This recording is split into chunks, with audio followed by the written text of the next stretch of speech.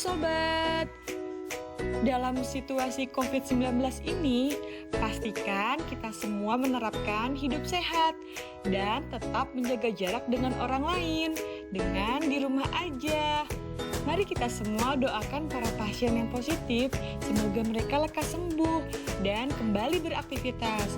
Serta untuk para tenaga medis yang sedang berjuang menjadi garda terdepan, semoga mereka senantiasa dilindungi oleh Allah Subhanahu wa Ta'ala dalam menjalankan tugas mulianya. Amin. Ngomong-ngomong soal COVID, kali ini kita akan membahas tentang sudut pandang COVID dengan dunia saham. Sobat pasti penasaran, Tera Saham mau ngasih info apa nih? Sebelum dilanjutkan, yuk diklik tombol subscribe yang ada di bawah supaya kita makin semangat memberikan informasi ringan seputar dunia saham. Oke, sudah. Yuk, mari kita lanjutkan.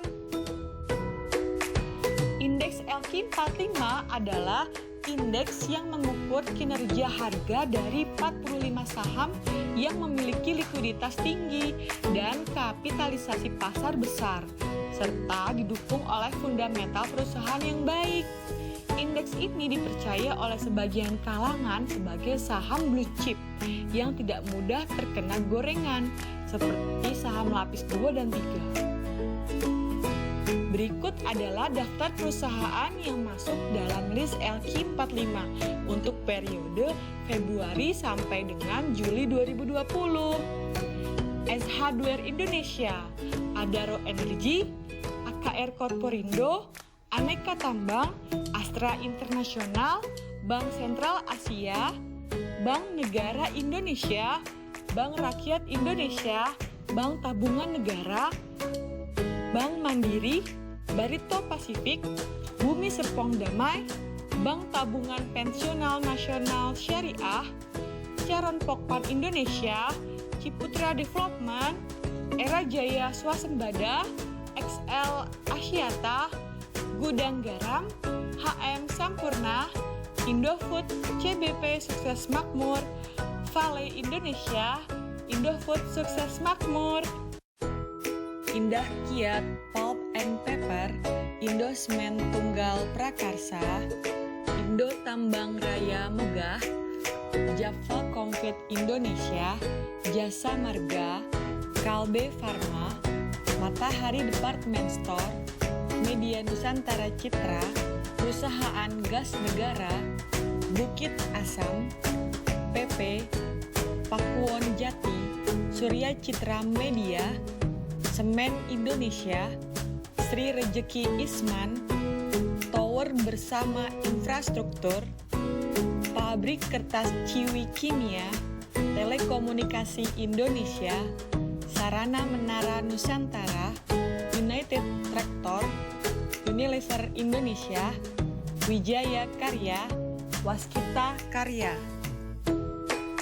Kalau kita lihat saksama, komposisi saham penghuni LQ45 didominasi oleh basic industri dan trade dengan nilai masing-masing 16%, disusul oleh construction, consumer goods, finance, dan infrastructure dengan nilai masing-masing 13%, mining 11%, dan niche industri 5%. Hanya sektor agri yang tidak masuk dalam penghuni LQ45 ini. Sebagaimana yang kita ketahui bahwa selama masa pandemi COVID ini, hampir semua emiten mengalami koreksi harga ke titik terendahnya. Penurunan angka IHSG sebesar 18% ke harga 5.149 dari harga sebelumnya 6.283 di awal tahun 2020. Berikut top 5 tertinggi perubahan harga saham LQ45 dalam 6 bulan. Berikut top 5 terendah perubahan harga saham LQ45 dalam 6 bulan. Apa yang bisa sobat ketahui dari data-data tersebut? Seandainya sobat sudah berinvestasi saham TOWR pada awal tahun 2020, maka capital gain yang bisa diperoleh adalah sebesar 44%. Dan seandainya sobat memiliki saham LPPF pada awal tahun 2020, maka capital loss yang dialami adalah sebesar 68%. Sebagai ilustrasi, anggap saja sobat punya saham senilai 1 juta rupiah. Jika mengalami capital gain 44%, maka nilai saat ini menjadi 1.440.000. Dan jika mengalami capital loss, maka nilai saat ini menjadi 320.000. Tentunya akan menjadi kenyataan jika sobat berhasil menjualnya ya. Jika tidak, ya hanya sekedar angka-angka di atas kertas saja kok.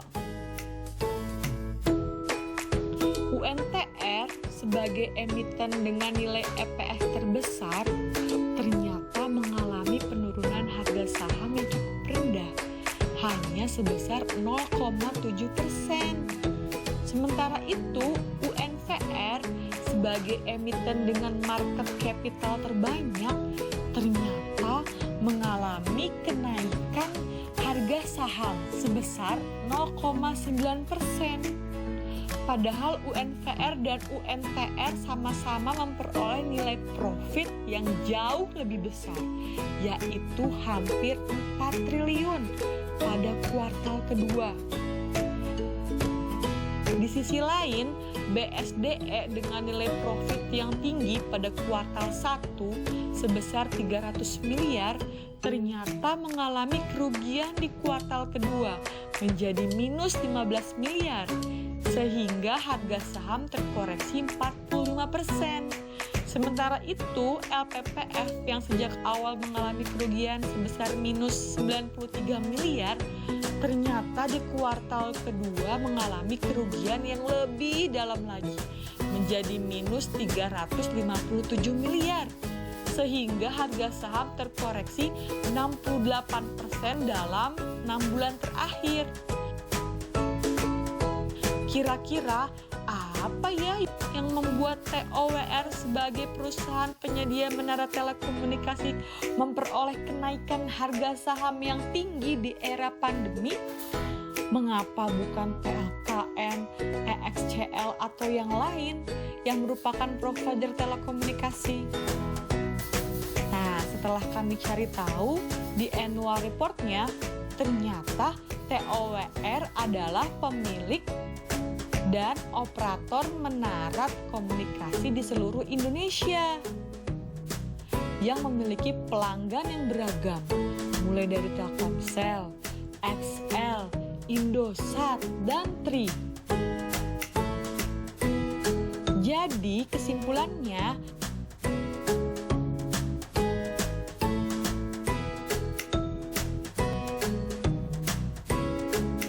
sampai sini semoga sobat bisa lebih memahami dunia saham ya.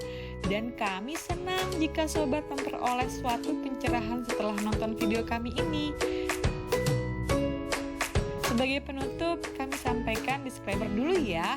Kalau materi ini kami susun atas penelusuran kami sendiri ya sobat. Nama-nama perusahaan yang telah disebutkan di atas bukan anjuran untuk membeli atau menjual suatu saham. Karena investasi adalah risiko yang ditanggung oleh masing-masing, sehingga dibutuhkan data yang cukup untuk bisa mengambil keputusan yang tepat. Sekian.